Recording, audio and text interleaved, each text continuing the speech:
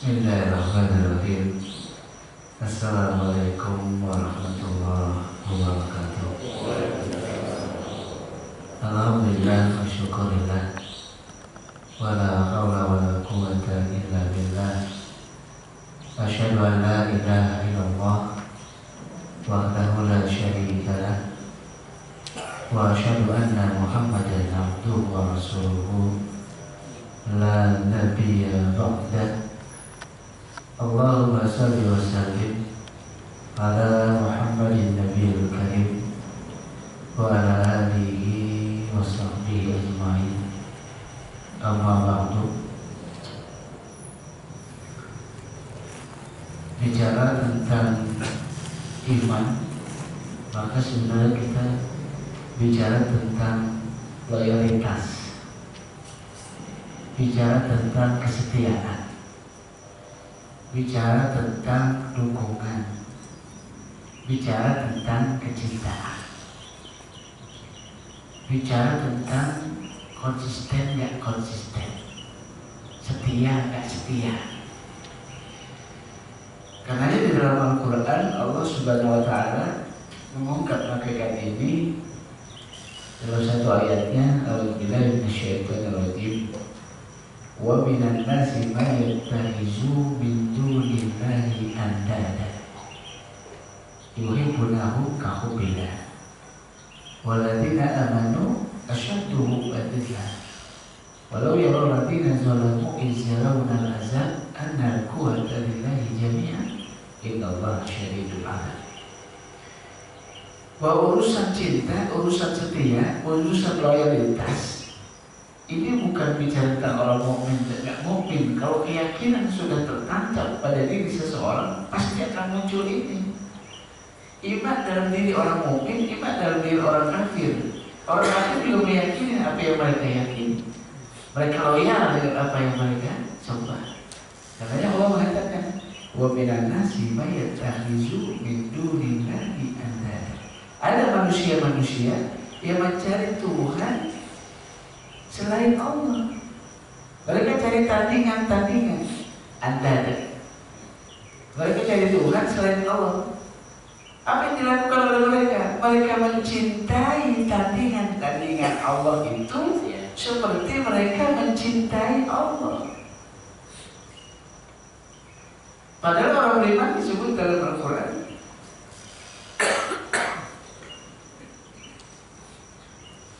walladzina amanu asyaddu hubban lillah.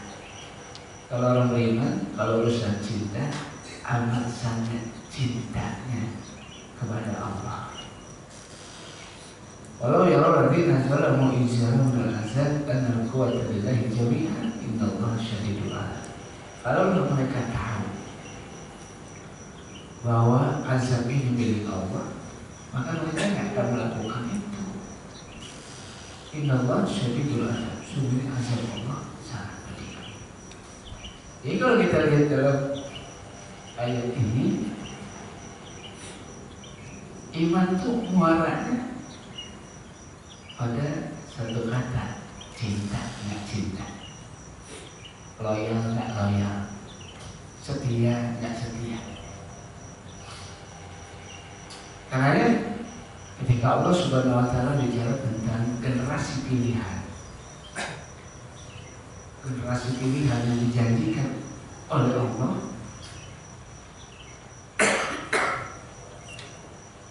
itu ciri yang paling khas,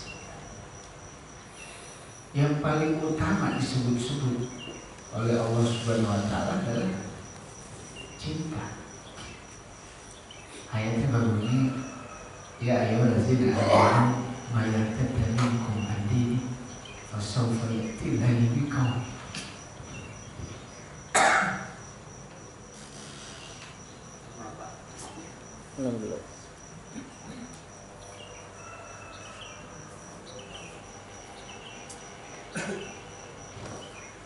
Ya ayyuhallazina amanu may yartadda minkum an dinihi. Maka orang-orang beriman, maka barang siapa di antara kamu murtad dari agama Allah, maka Allah akan ganti kamu dengan kaum yang lain Yang kaum yang lain itu cirinya adalah yuhibbuhu wa yuhibbuna. Ciri yang pertama yang disebut oleh Allah Subhanahu wa taala adalah urusan cinta.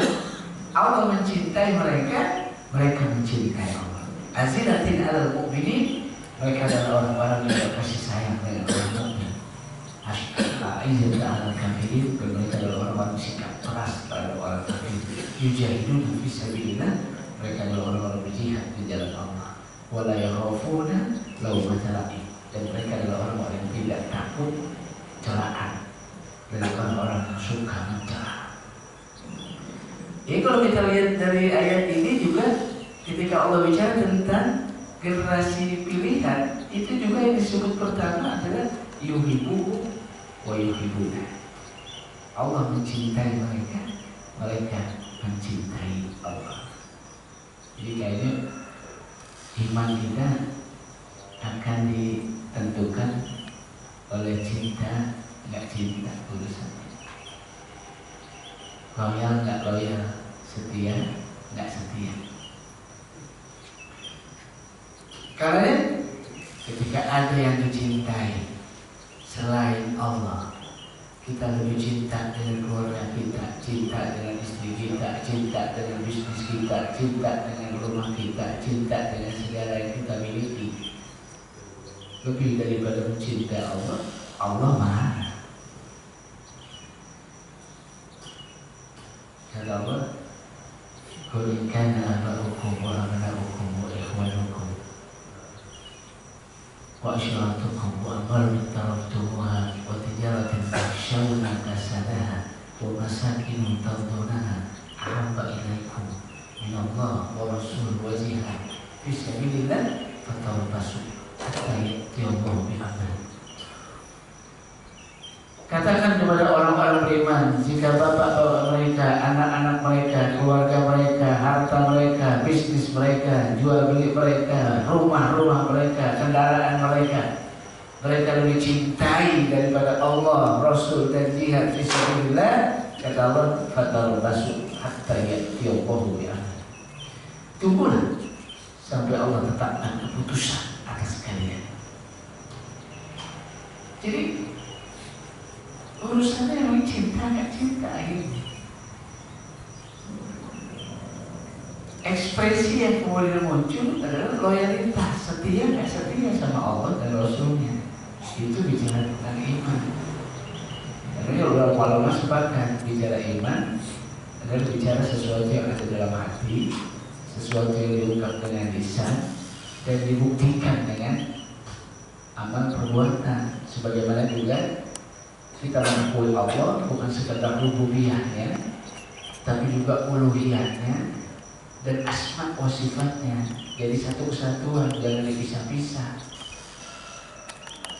Orang yang mengakui Allah sebagai pencipta, Allah sebagai pemberi rezeki, Allah pemilik alam semesta, enggak otomatis kemudian mereka dikatakan mukmin, kecuali dia menjadikan Allah sembahan Tuhan yang disembah.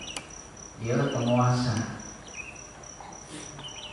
dialah Tuhan yang disembah, baru mukmin. Terus paruh-paruh nggak mukmin. Nggak ada mukmin rububiyah saja, nggak ada mukmin uluhiyah saja, tapi mukmin lengkap, rububiyah, uluhiyah, asma wa sifat. Begitu juga ketika bicara iman, dia bukan sekedar ada dalam sesuatu yang ada dalam hati, tapi diungkap dengan lisan dan diwujudkan dalam bentuk amal. Nah, ekspresinya itu cinta. Nah, di sini letaknya di sinilah kemudian kenapa orang-orang jahiliyah akhirnya tidak bisa kompromi dengan dakwah Islam waktu itu. Kenapa? Karena cinta ini punya konsekuensi. Apa yang kemudian disebut dengan lawazimul mahabbah, konsekuensi cinta. Dia bukan sekedar diucapkan, tapi ada konsekuensi logis yang harus diwujudkan. Nah, di sini nggak ketemu kan orang kafir dengan orang mukmin. Kalau orang sudah tertanam cinta dalam dirinya, maka ada perwujudan cinta. Apa itu? Lawazimul mahabbah, konsekuensi cinta. Yang pertama bahwa orang yang cinta pada sesuatu, dia akan mencintai orang yang dicintainya. Ini penyesuaian diri. Ini bukti cinta. Orang yang cinta pada sesuatu akan mencintai orang yang dicintainya.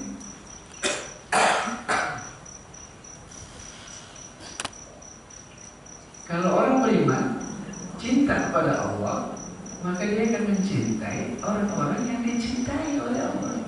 Ini biasa. Emang mesti begini. Cinta. Kalau kita pada cinta pada seseorang juga begitu, kita akan mencintai orang-orang yang dicintainya. Siapa bapaknya, ibunya, saudara-saudaranya. Biasa. Emang cinta begitu. Kalau kita cinta sama Allah, maka kita akan mencintai orang-orang yang dicintai oleh Allah. Siapa? Para nabi, para rasul, para siddiqin, para syuhada, para sholihin, para mujahid, muslim, mukmin. Kita cintai. Kenapa? Karena mereka dicintai oleh Allah. Kita cintai karena Allah cinta dengan mereka. Cinta pada Rasul dan mencintai orang yang dicintai oleh Rasulullah SAW. Siapa? Istri-istrinya, anak-anaknya, sahabat-sahabatnya. Jangan dipilah-pilah, jangan dipilih-pilih.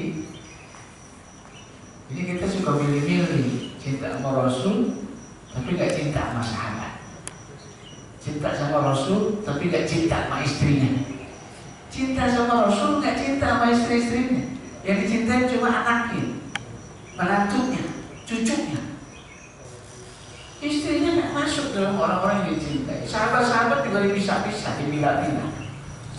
Kenapa? Karena menurut mereka begitu Rasulullah SAW wafat, semua sahabat murtad, semua kafir lagi, kecuali cuma berapa orang saja. Karena kemudian mereka gak mencintai sahabat, kecuali sedikit. Cintai orang yang dicintai oleh Rasulullah. Kalau kita cinta dengan Rasulullah, lengkap. Khadijah, Aisyah, para istri Nabi harusnya kita cintai. Sahabat-sahabat Rasulullah SAW tanpa mengecualikan mereka, kita cintai. Kenapa? Karena mereka orang-orang yang dicintai oleh Allah dan Rasulnya. Allah sendiri mengatakan radhiyallahu anhum wa radu anhu. Allah redha dengan mereka, mereka redha sama Allah. Allah aja redha sama mereka. Cintai mereka. Mencintai orang-orang yang dicintai oleh Allah. Karena kalau kita peduli terhadap urusan-urusan kaum muslimin di luar sana yang sedang berjihad di Palestina umpamanya, itu wajar aja. Ini bukan sesuatu yang berlebihan, ini sesuatu yang wajar, ekspresi dari sebuah cinta, lahir sebuah kepedulian, dukungan, loyalitas, setia. Kenapa? Karena di Palestina itu ada saudara-saudara kita, orang-orang Muslim, mujahid, orang yang sudah berjuang di jalan Allah, menyerahkan harta, menyerahkan jiwa mereka. Allah cinta dengan mereka, kita cinta dengan mereka. Al-Muslim ukhul Muslim, Muslim saudara bagi Muslim yang lain. Innamal mu'minuna ikhwatun, sungguhnya orang-orang mukmin itu bersaudara. Kita cintai mereka karena Allah cinta dengan mereka. Dan Palestina ini agak khas dia di Palestina. Kenapa? Karena selain dia ada saudara kita di sana yang sedang berjuang ditindas oleh Zionis Israel. Yang kedua, di sana ada kiblat pertama kaum muslimin, Masjidil Aqsa. Rasulullah SAW menghadap kiblat sebelum mengaji ke Masjidil Haram 16 bulan sholat menghadap Masjidil Aqsa. Itulah kiblat pertama kaum muslimin dan disebut-sebut oleh Allah dalam Al-Quran di dalam surat Al-Isra. Ketika Rasulullah SAW diisrakan, dimi'rajkan, ada kiblat pertama kaum muslimin, sehingga wajar kalau kaum muslimin terikat hatinya dengan Palestina. Yang ketiga, kenapa kita lebih peduli terhadap Palestina? Kenapa? Karena di sana ada musuh utama kaum muslimin, Zionis Israel, Yahudi. Kalau mau tahu tentang musuh utama, ya adanya di sana. Otaknya di sana. Jadi kalau kita peduli terhadap urusan Palestina, wajar. Karena seruan yang ada harusnya semua kaum muslimin, semua para ulama menyerukan jihad untuk merebut kembali Palestina, bukan menyerahkan Palestina kepada Zionis, bukan nyerahin Palestina kepada Zionis, tapi serukan jihad, rebut kembali Palestina. Kenapa? Buat orang mukmin nggak ada satu jengkal tanah pun diberikan ke orang kafir, nggak ada.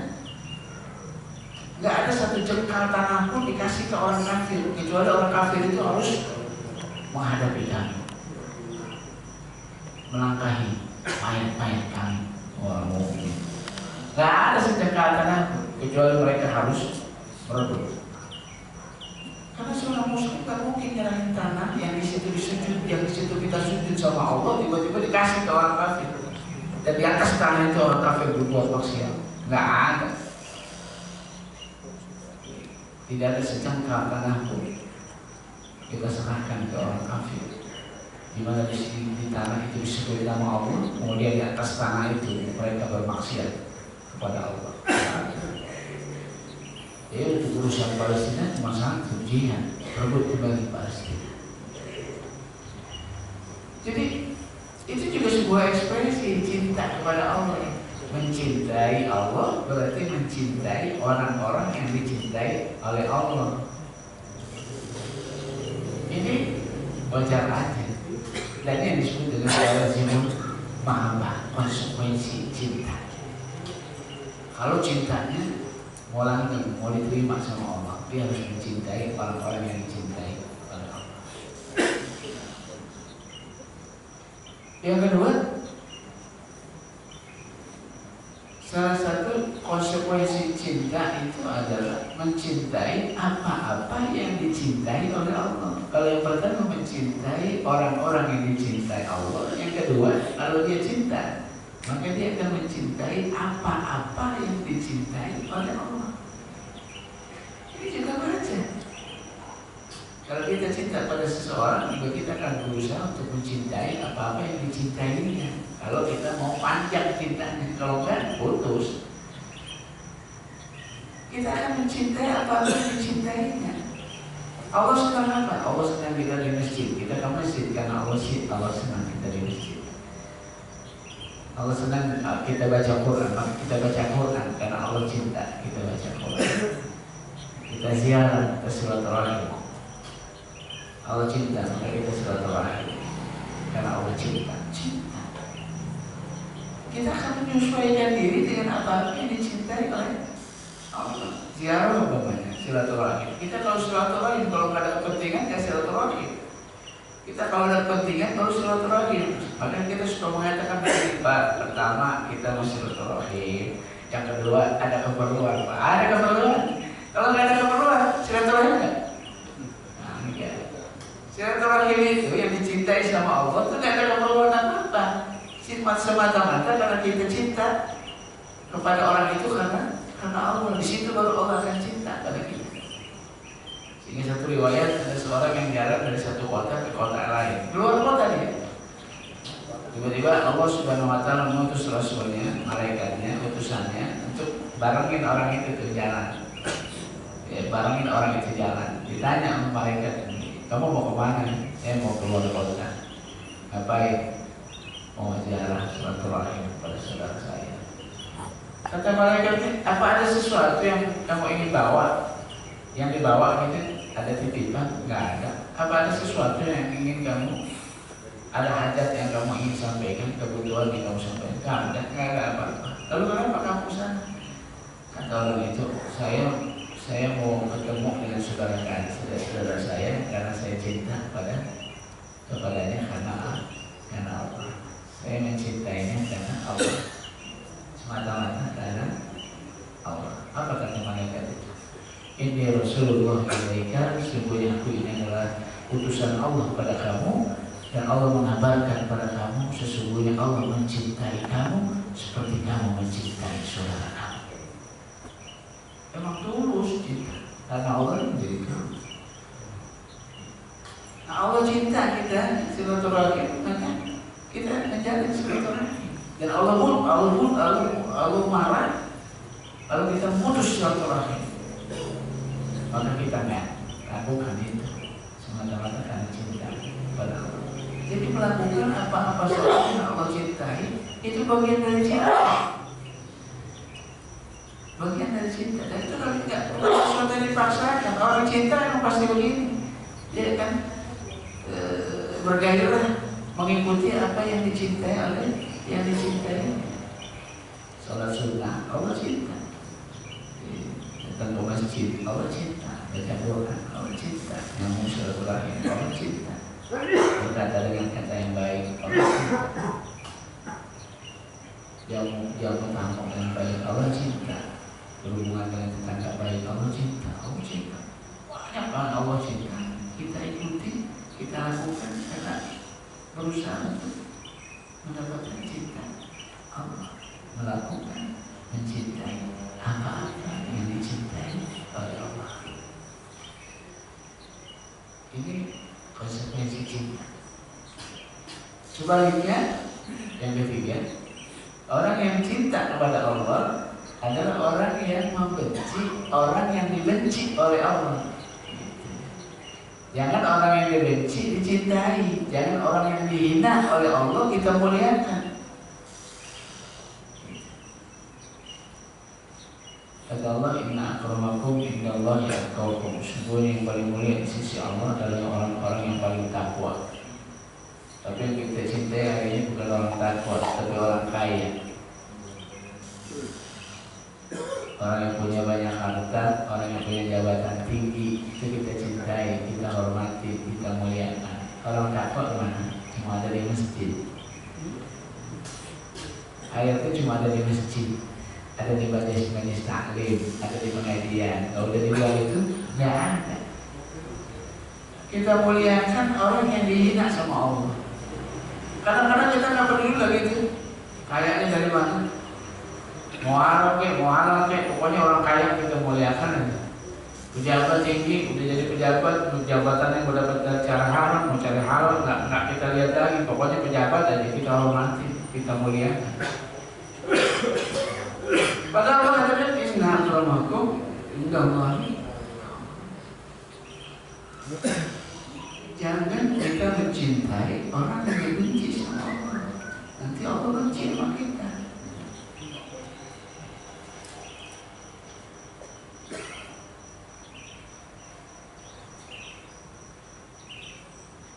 Allah Subhanahu wa ta'ala benci dengan syaitan dengan segala kekuatannya, maka kita suruh benci dengan syaitan. Maka Allah mengatakan wala tattabi'u khutuwati syaitan innahu lakum aduwwun mubin.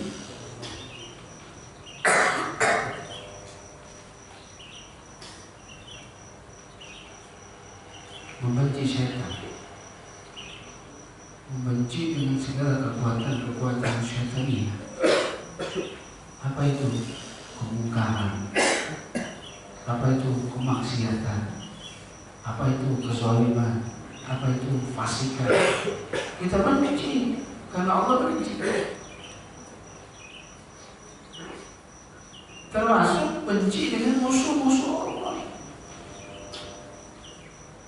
Musuh Allah nggak boleh dicintai, walaupun dia bapak-bapak kita, dia anak-anak kita, dia saudara kita. Tapi kalau dia musuh Allah, tidak boleh dicintai. Kenapa? Kita harus membenci orang yang dibenci oleh Allah.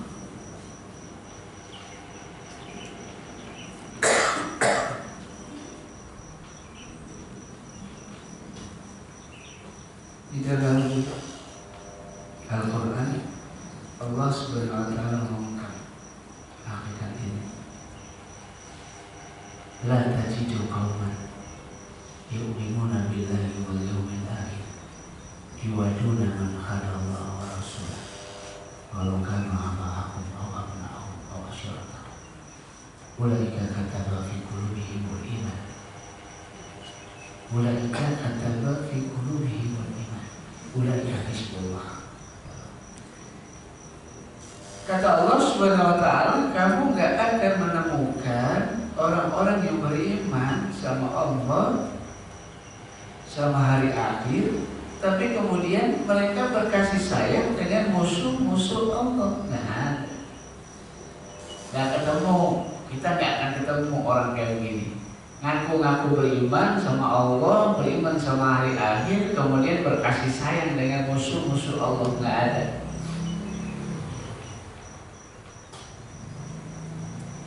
La tajidu qauman, kamu nggak akan menemukan satu kaum yang mereka beriman kepada Allah dan hari akhir, lalu mereka berkasih sayang dengan musuh-musuh Allah.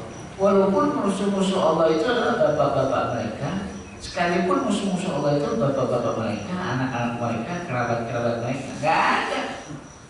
Jadi kalau bapak-bapaknya aja nggak boleh dicintai, kalau dia musuh Allah, anak-anaknya aja nggak boleh dicintai, kalau dia musuh Allah, kerabat-kerabatnya aja nggak boleh dicintai, kalau dia musuh Allah, ini bapak bukan, anak bukan, kerabat bukan dicintai. Padahal terang-terang dia musuh Allah. Mungkin nggak? Dipertanyakan aja mungkin. Karena Allah mengatakan la tajidu qauman, kamu nggak akan menemukan orang yang beriman sama Allah dan hari akhir, kemudian kamu dapati mereka itu berkasih sayang dengan musuh-musuh Allah. Kagak ada ceritanya. Kata Allah, ulaika kataba fi qulubihimul iman. Orang kayak begitu adalah orang yang telah ditetapkan iman atas mereka. Ulaika hizbullah, mereka itu tentara Allah. Emang berat. Kalau kita lihat historisnya, ayat ini berkait dengan sahabat Rasulullah SAW yang ada di barisan Nabi dan bapaknya ada di barisan Abu Jahal dalam peristiwa Badar, pertempuran Badar. Anak sama bapak berhadapan. Jika perang berkecamuk, anaknya selalu menghindar dari bapaknya, nggak pengen ketemu sama bapak. Bapaknya sebaliknya, yang pengen dicari cuma anaknya. Kesel benar dia sama anaknya. Maka di perang Badar terjadi kejar-kejaran orang tua sama anak. Bapaknya ngejar-ngejar anaknya di perang Badar. Anaknya bukan takut, dia nggak pengen berhadapan sama bapaknya, tapi bapaknya pengen banget membunuh anaknya. Sehingga sampai dalam suatu waktu, suatu saat, satu tempat, anaknya nggak mungkin menghindar lagi, sehingga terjadilah pertarungan antara anak dengan bapaknya, sehingga anaknya membunuh bapaknya.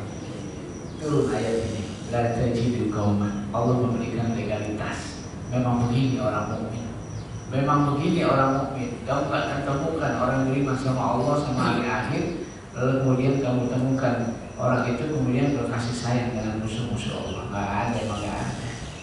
Iman itu sampai begini konsekuensinya.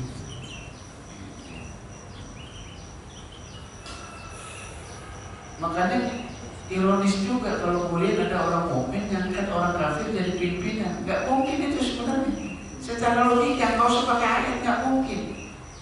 Orang kafir itu senangnya berzina, minum khamr, berjudi, Tuhannya dilupakan Allah, ya, bermaksiat. Orang mukmin mengharamkan zina, mengharamkan khamr, Tuhannya Allah. Tiba-tiba orang mukmin nyerahin urusannya ke orang kafir. Ketemu kan? Susah memahaminya. Susah memahaminya. Oh, seleranya beda. Apa yang dicintai sama dia kita benci, apa yang dibenci sama dia kita cintai. Sekarang kita nyerahin urusan kita sama dia. Selesai ya? Ya selesai. Apa mungkin mereka akan peduli sama kita? Nggak mungkin. Kalau kita merasa dia peduli, kegeeran kita. Mereka itu nggak pernah peduli. Kata Allah, ba'duhum awliya ba'din. Mereka itu loyal sama mereka, bukan sama kamu. Jadi kalau kamu merasa diperhatikan, itu kegeeran. Nggak mungkin.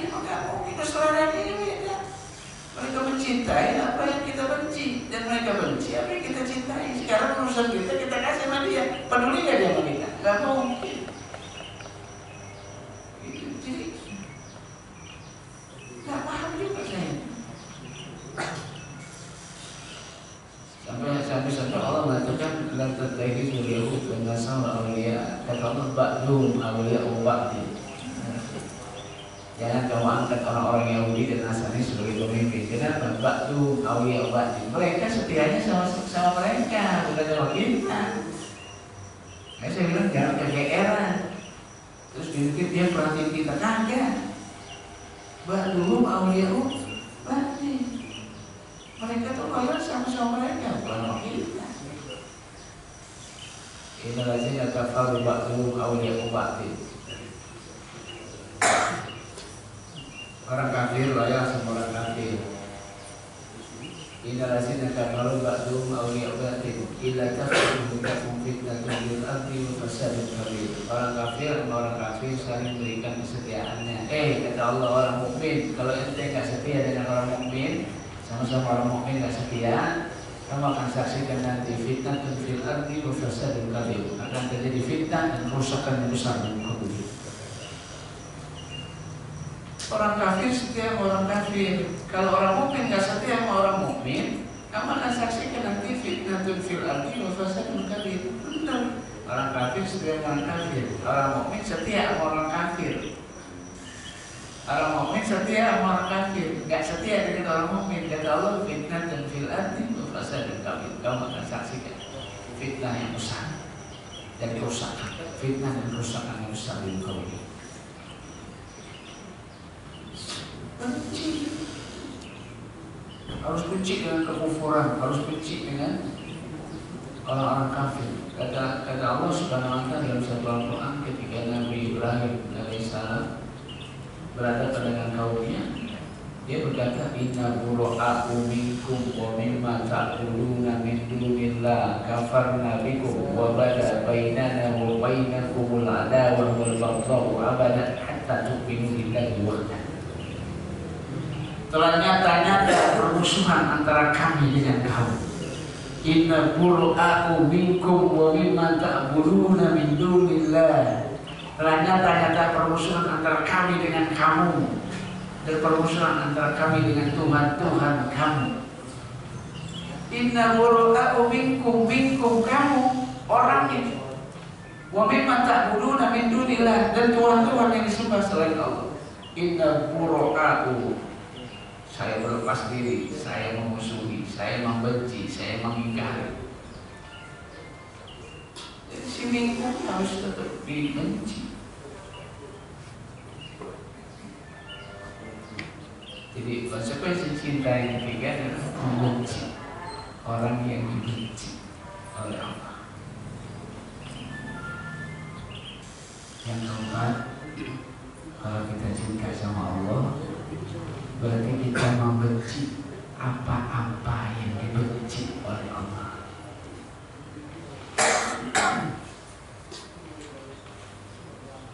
Ini bicara cinta, bicara loyalitas, bicara tentang iman. Bicara cinta, bicara kesetiaan, bicara tentang iman. Membenci apa yang dibenci oleh Allah. Apa itu? Kemungkaran, kemaksiatan, kedurhakaan, kezaliman, kefasikan. Itu dibenci sama Allah. Maka kita harus benci. Benci sama kemungkaran, nggak boleh nggak benci. Kalau nggak benci sama kemungkaran, nggak ada iman. Kata Rasulullah SAW, "Man ra'a minkum munkaran falyughayyir biyadihi." Kalau kamu lihat kemungkaran, rubah dengan tangan. Rubah dengan tangan kalau bisa. Kalau nggak bisa, rubah dengan lisan. Kalau nggak bisa, rubah dengan hati. Kalau bisa pakai tangan, pakai lisan, nggak pakai lisan, pakai hati. Artinya apa? Tetap ada benci di dalam hati. Kalau hati juga nggak benci, nggak ada iman. Nggak ada iman. Kalau di hati juga nggak benci. Orang benci pakai hati aja ada aful iman, selemah kebanyakan iman. Sekarang ada orang pakai hati nggak benci juga kemungkaran. Kira-kira ada iman nggak? Agak. Ini bicara iman.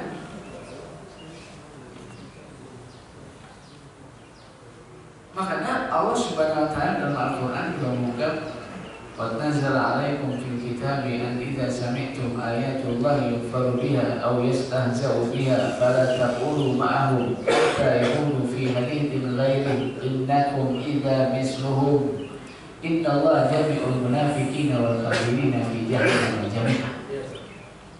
Sesungguhnya telah turun di dalam Al-Quran ini, manakala kamu melihat atau mendengar ayat-ayat Allah diingkari, ayat-ayat Allah diperolok-olokkan, ayat-ayat Allah diingkari, ayat-ayat Allah diperolok-olokkan, kemungkaran dipuji-puji, kemaksiatan disanjung, kata Allah, fala taqudu ma'ahum, jangan lagi kamu duduk-duduk bersama mereka. Ini orang mukmin. Lihat ayat Allah diingkari, lihat ayat Allah dilecehkan, kemungkaran dipuja, kemaksiatan dipuji, dibanggakan, dia duduk aja di situ. Kata Allah, fala taqudu ma'ahum, jangan lagi kamu duduk-duduk bersama mereka, hatta yaqudu fi haditsin ghairi, sampai kamu mampu merubahnya. Rubah. Kalau nggak bisa merubah, keluar. Ini ekspresi cinta begini. Orang cinta begini. Kalau nggak bisa merubah, keluar. Kalau kamu duduk-duduk juga di situ, kemungkaran dipuja di situ, disajikan di depan kamu duduk juga di situ, ya udah kata Allah, idza misluhum, kamu serupa dengan mereka. Allah menganggap kita sama mereka. Apa maksudnya? Berarti kita sudah kafir kalau itu jelasannya orang kafir. Kalau jelasannya orang munafik, berarti kita sudah munafik. Diblok aja sama Allah. Idza misluhum, kamu serupa. Ini kalimat berikutnya, innallaha jami'ul munafiqina wal kafirina fi jahannam jami'an. Sungguhnya Allah akan mengumpulkan orang kafir sama orang munafik dalam neraka jahanam semuanya. Gak main-main, konsekuensi ini iman. Paling ada action, kalau dia nggak bisa merubah, keluar. Karena Rasulullah Shallallahu Alaihi Wasallam melarang kita makan di satu tempat makan, di mana di tempat itu dijual barang haram, nggak boleh kita makan di situ. Pantasnya orang mukmin benci dengan yang haram, dia lagi makan ada barang haram di depannya, betah ya? Kalau betah, dicurigai imannya. Kalau betah, diragukan iman. Ini barang dibenci sama Allah. Dia lagi makan asik aja. Depan matanya ada sesuatu yang dibenci sama Allah. Dia asik aja. Diragukan iman. Karena ini Rasulullah SAW melarang kita makan di satu tempat, di mana di tempat itu dijual barang haram. Tidak boleh. Cari tempat lain. Ini cinta yang begini. Nggak betah aja ngelihat muka, nggak betah aja ngelihat kemaksiatan. Kata Rasulullah SAW, tegakkanlah amar ma'ruf nahi munkar. Kalau dia udah nggak ditegakin, tunggulah nanti ketika kamu doa tapi nggak didengar sama Allah.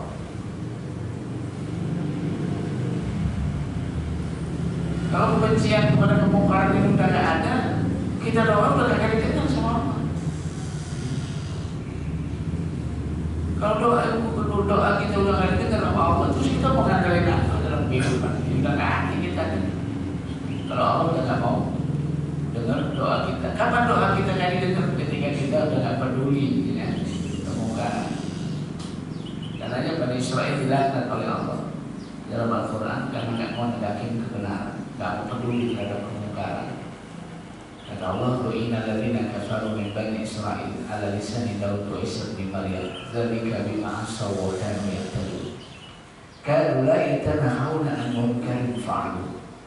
Telah dilaknati orang-orang kafir dari Bani Israel atas lisan Daud dan Isa putra Maryam. Kenapa? Dzalika bima asaw wa kanu ya'tadun, karena mereka itu selalu bermaksiat dan melampaui batas. Apa sih maksiatan mereka? Apa sih melampaui batas yang mereka lakukan? Karena la yatanahawna 'an munkarin fa'aluhu. Mereka tuh kalau melihat kemungkaran udah gak peduli, udah diemin aja. Sehingga Rasulullah SAW dalam hadisnya mengatakan, ulama-ulama Bani Israil kalau melihat kemungkaran awalnya ditegur untuk kemungkaran, diingetin jangan mungkar. Tapi kalau kemungkaran jalan terus, ini ulama Bani Israil diemin. nggak peduli. Sampai satu waktu ulama-ulama Bani Israel ikut-ikut maksiat dengan orang-orang yang maksiat. Makanya kita Allah dilaknat orang-orang kafir dari Bani Israel. Dia nggak peduli dengan kemungkaran, nggak peduli dengan kemaksiatan. Padahal umat ini disebut-sebut kuntum khairu ummatin karena ta'muruna bil ma'ruf wa tanhauna 'anil munkar. Karena peduli dengan kemungkaran. Kalau udah nggak peduli kemungkaran, tunggu aja. Ini hancur umat. Nih konsekuensi cinta. Ini juga yang bikin kita nggak ketemu sama orang kafir. Gitu.